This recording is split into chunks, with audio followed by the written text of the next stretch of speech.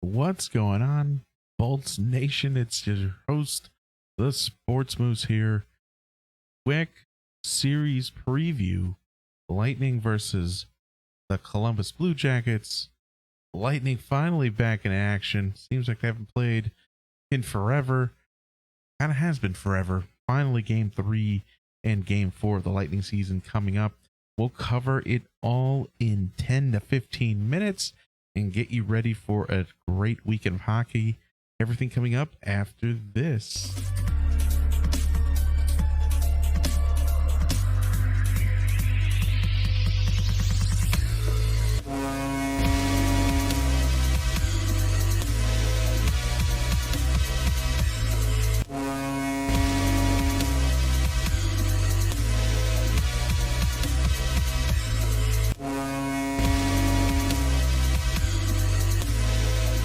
Hope you're having a great day so far. It's your host, Sports Moose, coming at you with the Thunderdome Puckcast quick series preview video. We get ready for Series 2 of the year. Traveling first road trip over to Columbus to face the Columbus Blue Jackets. Of course, Lightning playoff foe the past 2 years, and Bolts getting by them this year in the playoffs. No, not without some nerves, but the new season, new Columbus team who's struggling a little bit out the gate. Of course, that's seems to be the Columbus and Torts way as of late, with Columbus making a late push to usually make it in as 7 or 8 seed. Kind of what we saw a little bit last year. I don't think they were a 9 seed even getting into the bubble playoffs, so they may not have even made the playoffs last year if it were under normal circumstances. Of course, we're talking about this year, the 2020-2021 season. It's all different, starting anew. And we'll see what we get here with the Blue Jackets again, kind of struggling out the gate. They've played 4 games so far at 1-2-1. Of course, if you're watching us for the first time, we do quick videos for recaps and for series updates. And then, of course, we do random news as it comes out, kind of quick 5 and 10 minute updates. Our bigger show is the Thunderdome Puckcast. We do those weekly, usually dropping on Mondays and Tuesdays. And those are available on your favorite podcasting platform because they're longer. Videos available with them, of course, here on Facebook and our YouTube page at the Sports Moose. But make sure that if you like listening to us in the car, got to just search for the Thunderdome Puckcast, and all our episodes are there, including episodes from last year, the Stanley Cup winning year. All right, let's break this series down. And yes! Well, I guess we got premature Golden Wagon action. I don't know, for some reason, likes doing that. Likes resetting the Golden Wagon video. It's a great video. I love it. Speaking of the Golden Wagon, of course, we give that award away after every series. So during the recap is when we'll award the Golden Wagon for the Columbus series. So we'll see what player steps up to earn the second Golden Wagon award of the year. All right, series preview time. Again, Columbus coming in, kind of hobbling in. Tough series against, I believe they played Carolina and Nashville, maybe. The 1-2-1. Some tough victories there. I think I'm thinking of Detroit's schedule. But let's actually see who the Blue Jackets have played. Actually, Detroit, Nashville, splitting with Detroit. Now, I know on episode 27 of the podcast, we were actually pretty impressed with how Detroit's been playing. They dropped 2 against Nashville to open up the season. So kind of tough sledding for Columbus again. Not surprising. They usually start the season slow and kind of get going there. I think the difference with a 56-game season is that you don't want to fall behind. Each game almost matters double as much as games have in the past. So Columbus is coming in with 3 points. The Lightning's 4. Of course, the Bolts playing 2 games fewer. Columbus at this point in the season, which may not necessarily be a great thing. They were rolling against the Blackhawks, and it really sucks that they've had to basically wait a week to play their next hockey, along with having some COVID issues. Most of the team looks pretty much the same from the playoffs. One addition was Ty Domi. However, looking at stats, actually pretty surprised to see him. He was maybe the most heralded addition to the team, coming in with a -5 on 5v5 play. So -5 for Max Domi, Ty Domi, Ty Domi's son, Max Domi for Columbus, -5. And there's been trade rumblings for Luc Pierre Dubois, who probably their best player in the playoffs against the Lightning, of course, with Texier as well. But kind of a little bit of uncertain ground for Columbus. While really, as the Lightning are coming into this really only with concerns about COVID. We talked about Blake Coleman being cleared finally today, thankfully. Backup goalie Curtis McElhinney, he looks like he's going to be out for the series. And there's still a question mark about Vassy, if he was an exposure or if he truly is needing body maintenance days and rest days already, which may not be a great thing.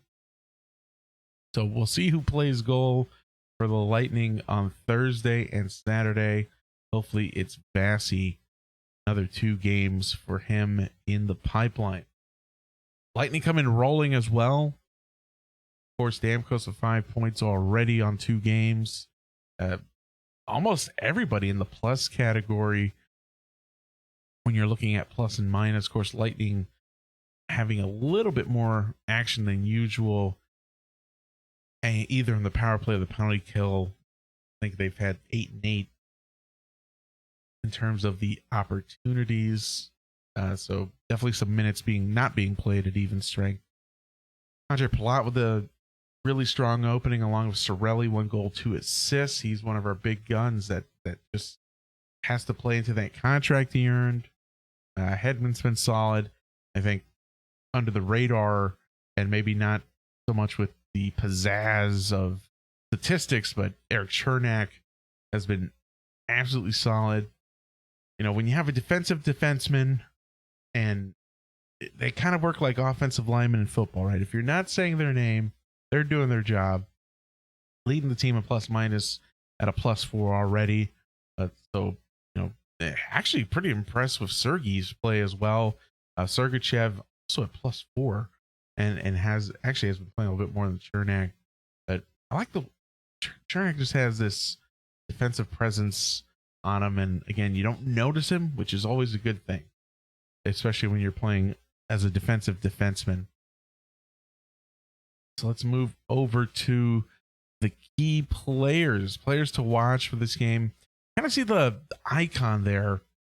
Really on the Bolt side, no one coming in cold. I mean, you could argue maybe Patrick Maroon, hasn't been hitting as much, and the fourth line has had some periods though where they've kept the puck in, there's a rag in the puck in classic fourth line fashion, classic Pat Maroon fashion.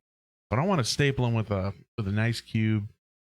Really, the 3 hottest players come in, and of course, Vassy with a huge game against Chicago in game 2. Basically, was the difference there. And even in game 1, kind of a slower night, but still a solid, steady night. Gave him the flame. I think he's coming in hot.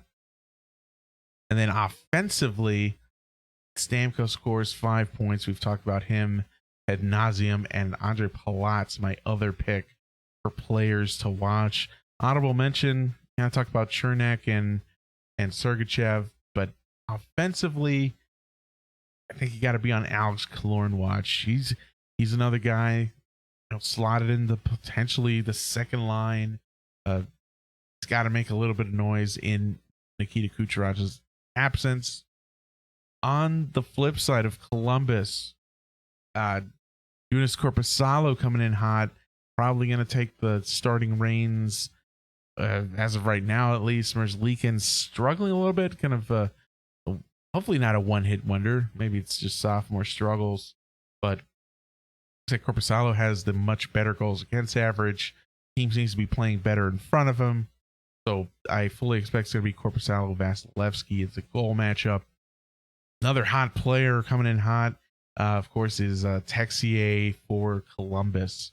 Right, I think he leads with 4 points for the team, by leading the team 4 points. Luc Pierre Dubois is who I was expecting to be leading Columbus in points, and actually only 1 point on the campaigns so far for him. He's also probably should be with the Ice Cube, but I did put right now I put Seth Jones. I think he's having a tough go at it.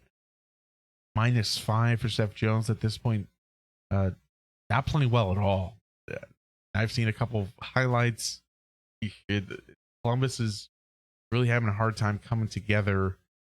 You know, it's a lot of the same team. It's kind of a weird situation. Again, bright spot has been Texier and some of the playing goal that you're getting from Korpisalo. A couple under the radar. Michael Del Zotto, kind of a name that disappeared for a little bit, and even Boone Jenner making some noise of 3 points. But Michael Del Zotto, kind of an unexpected 3 assists there, +4. Lots more 5-on-5 play for Columbus, I want to say, versus Lightning. So I think a little bit there affecting the plus or minus numbers for Columbus. Couple tough D players in the big minus though. Even Zach Werenski, the -4. Cam Atkinson playing moderate minutes at a -4. So some early slumps for Columbus that they've got to pay attention to. Again, might be time to attack Seth Jones. See if he can skate around him. He's been struggling a little bit with the big ice cube there. All right. To close it out, tail of the tape, of course. Columbus coming in 1-2-1 with 3 points last year. Ended up the season 33-22-15, 81 points. Bolts coming in 2-0, 4 good enough for 4 points, 92 points on last year's campaign. We go deeper to the season, we'll probably remove that information, but again, just for comparison's sake, as we're early on in the year, not that this year has to do anything with last year, but you know how it goes. You got to have some comparisons sometimes for frame of reference. Tail of the tape, no question. Bolts right now just have a better offense, defense, and goaltending. Vasi's been just so solid. Bolts defense, again, solid, even when looking at some of the 5-on-5 Corsi numbers and scoring chances given up. I mean, it's clear that both the Lightning offense and defense are taking care of business. I don't think anyone's going to argue with that, with how stacked the Bolts are. Power play penalty kill, still giving it another week or two to get some more data. Right now, Lightning power play, I think, is like tied for 23rd or something like that. Columbus, I think, might be 0-for-7 actually on the power play. A little bit much better on the penalty kill for them. Coaching, I put as even. Your classic Cooper Torts matchup. I think at this point in the season, coaching maybe not so much going to make a huge difference. Overall, Lightning better team, given the big check mark. They should win at least one game here. Wouldn't be surprised if they drop one, though. Again, because of the challenges of COVID and not having a consistent schedule, having not played in over a week now, and the prospect of getting through this series and potentially not playing for another week, very difficult to get momentum, get your routines going. So I would not be surprised the Bolts drop one of these games in Columbus. I think they take care of business at the other one. And again, I just like the whole series. I love the series component of this, where even if you drop that first one, you kind of come back, get that revenge game out of the way, and vice versa. You have a great game, kind of like we saw against Chicago, come out and dominate game one. I fully expect Columbus to push in game two to even out the series. So that has been the preview. Bolts going over to Columbus this weekend. I think they're playing Thursday, Saturday, with more news to come. More news to come about Carolina series next Tuesday. Hopefully they're COVID free and we're back into the swing of things. It's been your host, Sports Moose, with this series preview. Thunderdome Puckcast is live. Episode 27 should be out on your favorite podcasting platform. Of course, we'll drop our videos here on Facebook and YouTube as well. Take care. We'll see you next time for Thunderdome Puckcast. Go Bolts.